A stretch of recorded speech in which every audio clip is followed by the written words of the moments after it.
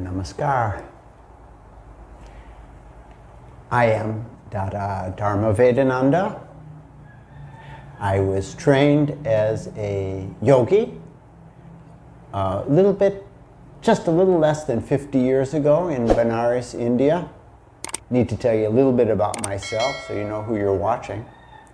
And many years ago, I also studied naturopathy through the West Bengal College of Naturopathy in Calcutta.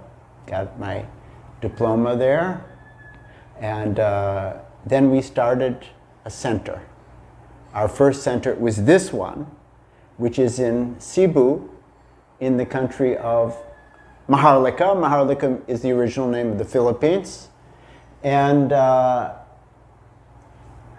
this center became our training center, and we started many other naturopathy centers in many countries. Now we have 6 centers, we've got a big online program, many things are there. We have programs, other kind of programs in many other countries. Those are all different countries.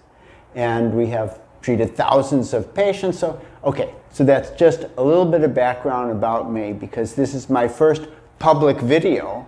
And the reason why it's the first one is because until now, for so many years, I've been concentrating just on treating people and giving trainings and so on. But now, with the situation of the coronavirus, it has become desperate, even urgent, for some of the information, some of the education, some of the knowledge that we have to be disseminated so that you can benefit in this very crucial time. So at the same time that I'm happy to present this to you, I'm also, of course, not so happy about what's happening in the whole world, but let's make this into an opportunity for you to improve your lifestyle as you make the effort to minimize the opportunity for the coronavirus to get to you, as you minimize even if you are infected, the symptoms that you'll experience,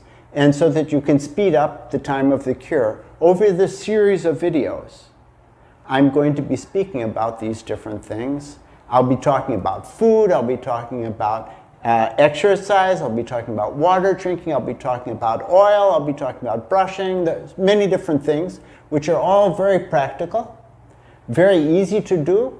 You don't have to go out and buy any expensive equipment or even any special supplements. You'll be able to do this not only right now, but these are habits that it will be wonderful if you are able to inculcate in your life. So it is my pleasure to talk about these things with you and to say now that this is a special opportunity that you have in your life.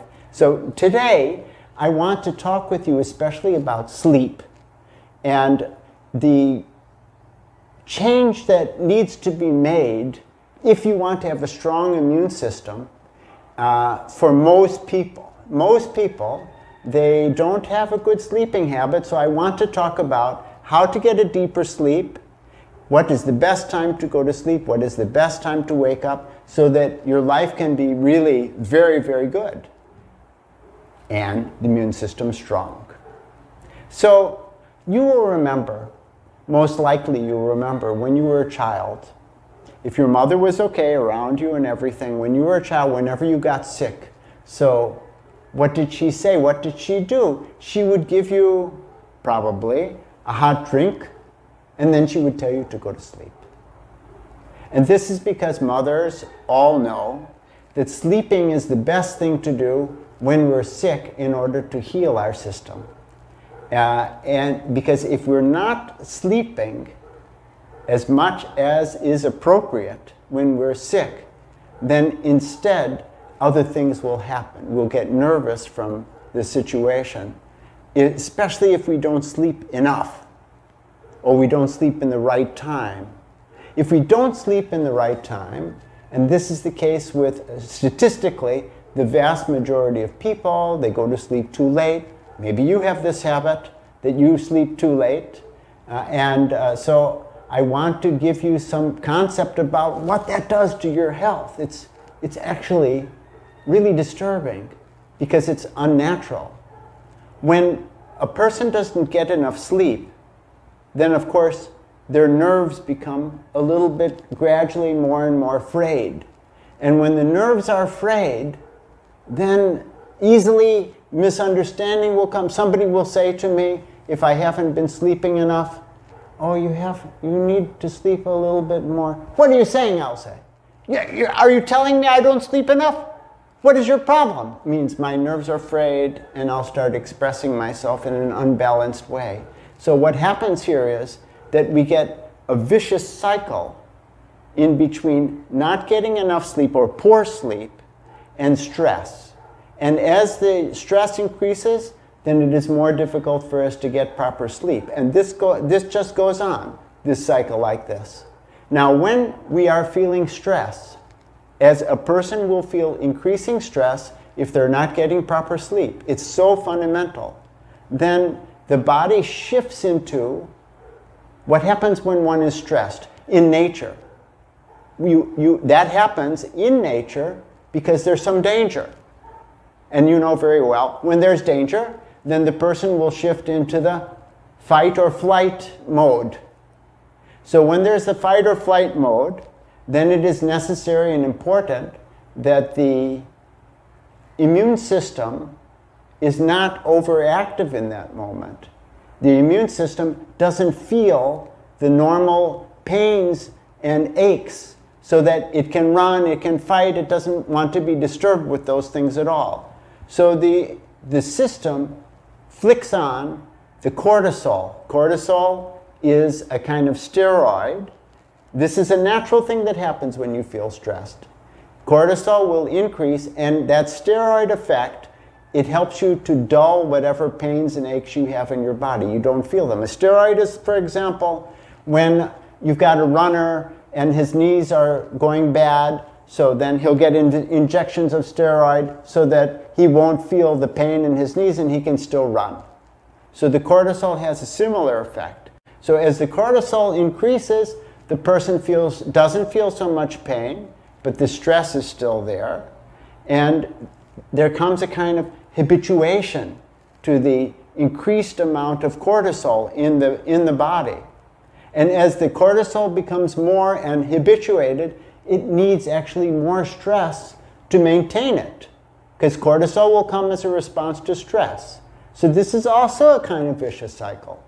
That what happens is that the person is stressed, so cortisol is secreting inside the body. More cortisol, then they'll have to be in a habituated way, like an addicted way, and the person will require more stress. So again, this vicious cycle, which results from not getting proper sleep. And as a result, of course, the immune system becomes very dull, becomes very unable to do its job. And as a result, because the immune system isn't acting properly, even though the cortisol's purpose is to stop inflammation, in various ways inflammation will come, diseases will come. Cortisol doesn't stop diseases, it just stops pain. So the disease is sure to come by using this. In the same way that it doesn't stop the knees from going bad in the runner. The knees get worse and worse day by day, even though if he's using enough steroid, he's not going to feel the pain. So the immune system, this is the most important element of the coronavirus, to deal with the coronavirus.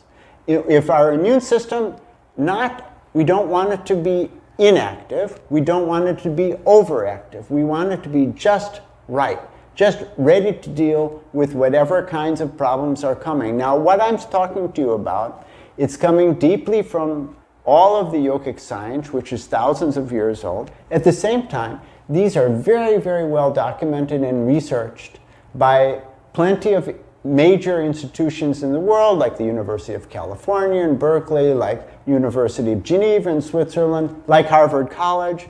There are so many documents on every single drop of what I'm explaining to you. And then there's traditional folklore. Anyways, there's traditional sayings. For example, Benjamin Franklin's saying that surely you've heard, maybe you didn't know that he's the one who said it, but he says, early to bed, early to rise, makes a human, I'll say, healthy, wealthy, and wise. Well-known expression and a lot of sense in it. So a question comes, how much sleep do we need? Well, in that very research that I mentioned, it shows that if a person gets sleep deprived, even for one night, if their normal sleep that they're requiring is 7 to 8 hours, and just one night, the person only gets 4 hours of sleep. As a result, the natural killer cells, which deal with all kinds of immune problems, of sicknesses, including cancer, all those natural killer cells, they become decreased. 70% decreased. It's a dramatic effect of missing sleep even just for one night, even just missing half of your normal sleep. A story comes in mind. It's a true story of a yogi who was so adamant that he would sleep as little as possible every day because he felt that sleep was a waste of time. He used to sleep never more than 2 hours, and he would struggle to be doing work and study and meditation and so on, and sleeping the absolute minimum. And one of his friends, another yogi, used to say to him, you really need to get more sleep. But he wouldn't, and he was getting sick sometimes and so on. And that yogi, the friend of the yogi, one day he told him, let's go in this room here, I'll come back in a few minutes. He left the room. The room had no chair, had no sofa, had nothing in it, and he locked, this is a true story, and he locked the door, and that fellow couldn't get out. The only thing that was in there was a sofa on the floor, a mattress, a kind of mattress on the floor. And after being stuck in that room with nothing to do and nowhere to go, and he was shouting, let me out of the room, then he had no alternative except to sleep. The next day, when he gave his talk, after the long meditation that they had done, everyone said, "Whoa, Swami, that was such a fantastic talk. How did you do that? It was brilliant." And he said, "I have had a realization. My realization is that, yes, everything of this world is the manifestation of God and needs to be worshipped and like that, including sleep.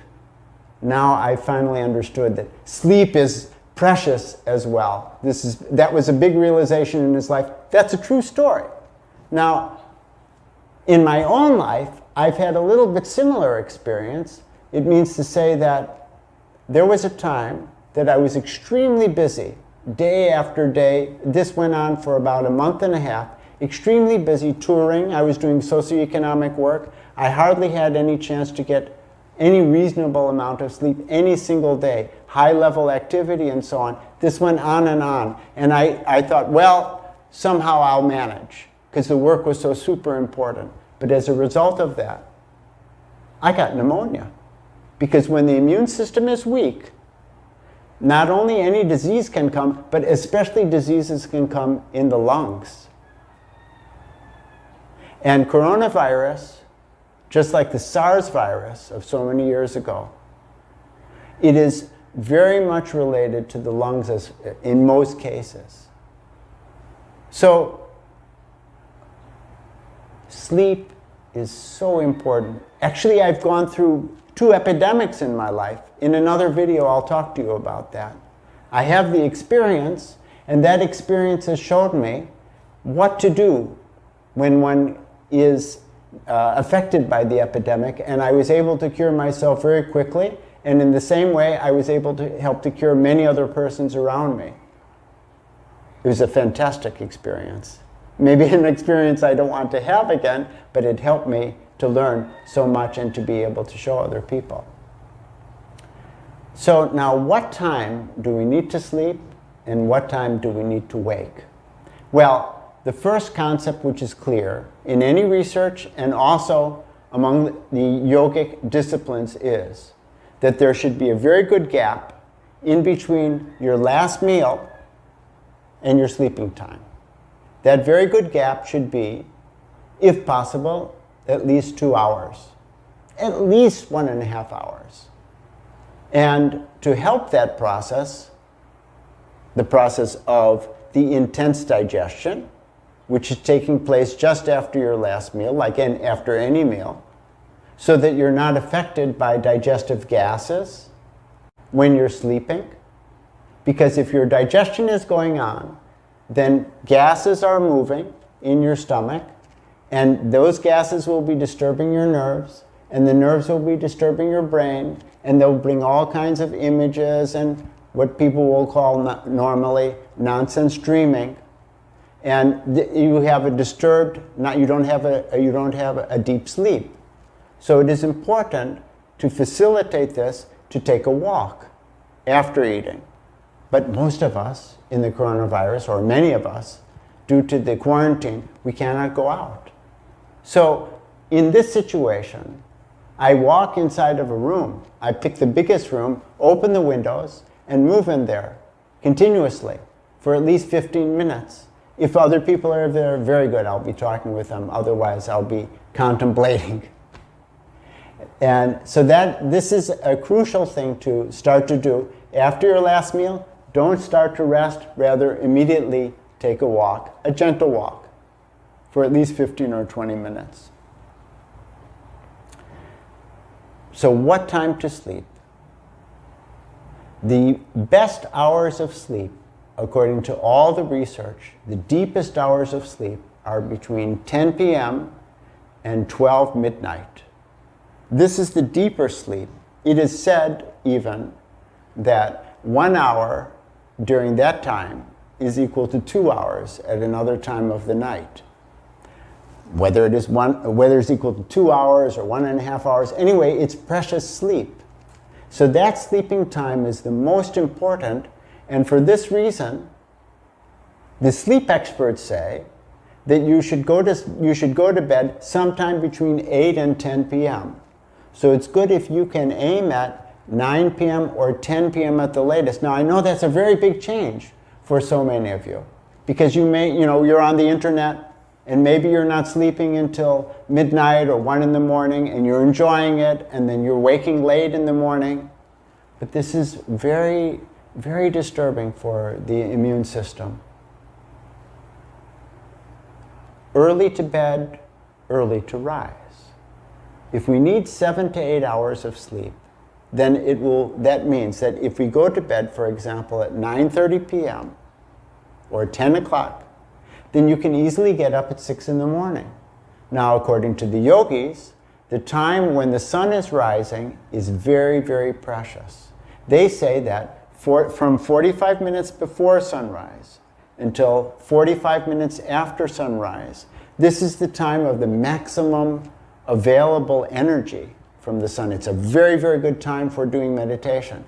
Peaceful, but very enlivening, vitalizing.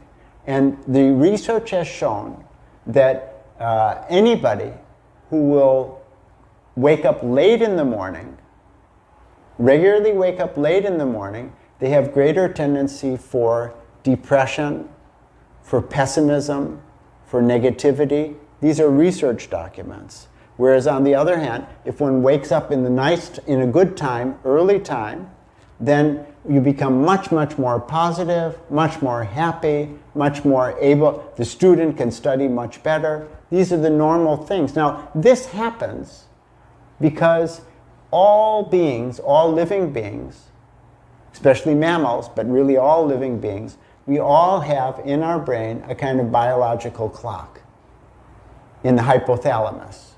And that clock works, and we know how the sun and the moon are moving, especially the sun, even if we are in a room where there's no light from outside. We feel this one. And this biological clock, it directly affects what is called, you may know, circadian rhythm. So this is the rhythm that changes according to the movement of the sun and the moon. And this is happening in all of the animals and even the plants. So if we move in the same rhythm as the circadian rhythm, then we are in nature and everything works very, very nicely. It's a wonderful experience with a small, well, for some of you big, but in any case, it's a change. So maybe you cannot wake at 6. But today, you try to, if you have the habit of going to bed at midnight or later, you just keep trying to make it earlier. Shift your, we be practical, we adjust little by little by little, but you've got that target to go to sleep at the latest by 10, and better if you aim even, say, 9:45, like that. So here, back to, let's make really clear about this coronavirus. Any virus, any pathogens, they're most active in the daytime. So it is natural that the immune system is also very active in dealing with external pathogens, enemies, viruses, bacteria, and so on, in the daytime.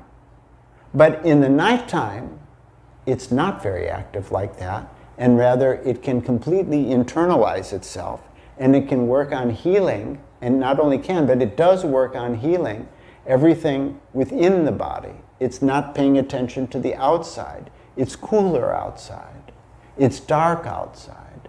In order to get your melatonin flowing in the nighttime, coming from the pineal gland, which surely you've heard of over the last 15, 20 years or so, it's become very well known that the pineal gland is secreting melatonin, and the melatonin is very good for our general well-being, and what you might not know, it facilitates all of the endocrine glands, and when all the endocrine glands are working very nicely, then the whole immune system is working well. So this, to get the melatonin flowing properly, we need to be sleeping at that time.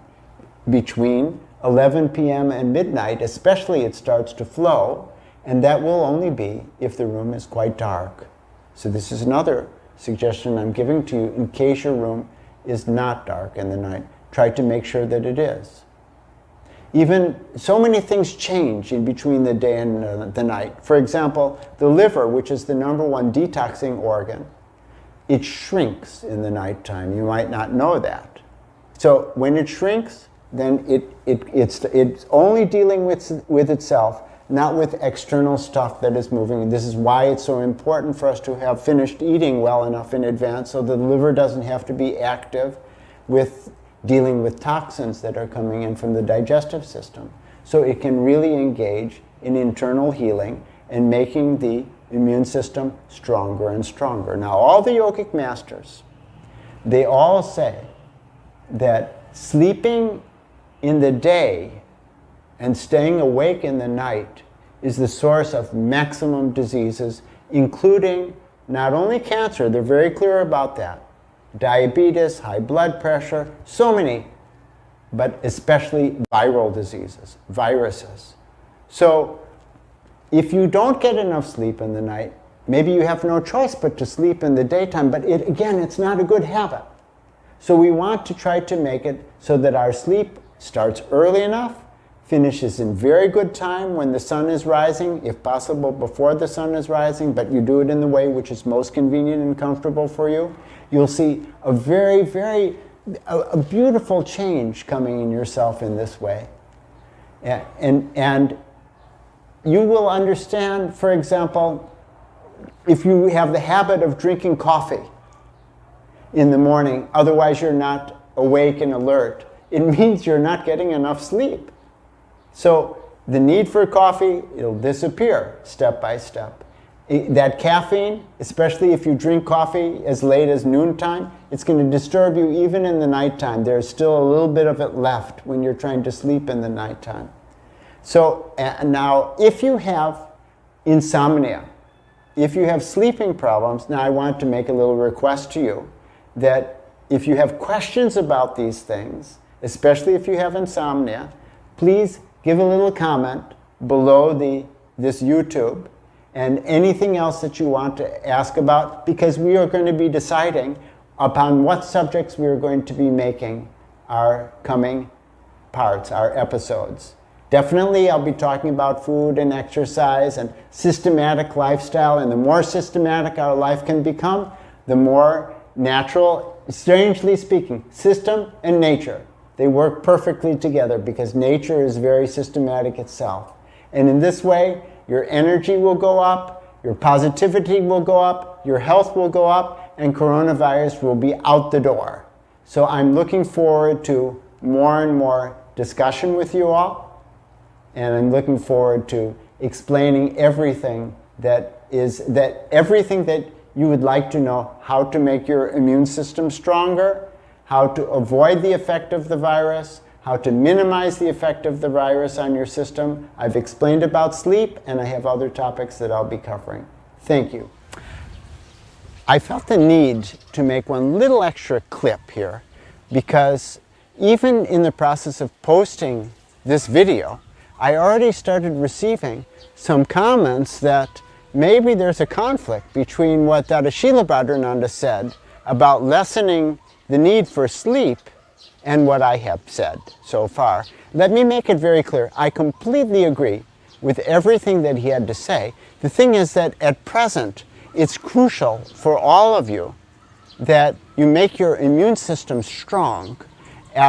Nevertheless, it is a fact for those who are able to get enough sleep and still get up early, that if you get up, for example, by 5 a.m. in the morning, it's the best time, because that's the time when the vibration is very, very positive, especially when you're doing meditation. I myself, I always get up every single day at 4 a.m. I don't need as much sleep. Now, some yogis, some persons who are doing meditation, longer meditation, intense meditation, maybe they can even get up at 3 a.m. or at 2 a.m. That's fine if they're getting enough sleep. That's very good as long as they're doing sufficient intensive meditation. Now, in the coming videos, I will talk about meditation here and there. I'll explain that it is the ultimate tool for which you can not only get improved health, but everything of your life will become positive. I should also say that even the time of going to sleep, it is different for the persons who do longer meditation. Everything is different for people who do longer meditation. So meditation is key, ultimately. So I'll encourage you also that you can subscribe, you can join into the basic meditation course, which is offered through this meditationsteps.org. I suggest that you subscribe to meditationsteps.org and see that your health, everything of your life is very much improved. The course is for free, and also it would be excellent. I've really enjoyed talking with you. It would be excellent if you were to like, to share, especially to comment. I'll be happy to give comments down below, of course, below the video. I'll be happy to give answers, as many as I can, to your comments. It'd be great if you subscribe, as I said. And you can check out, just below the video, you'll see that there's a link for our new Facebook group, which is which is called Natural and Yogic Treatments. Thank you very much. And again, namaskar.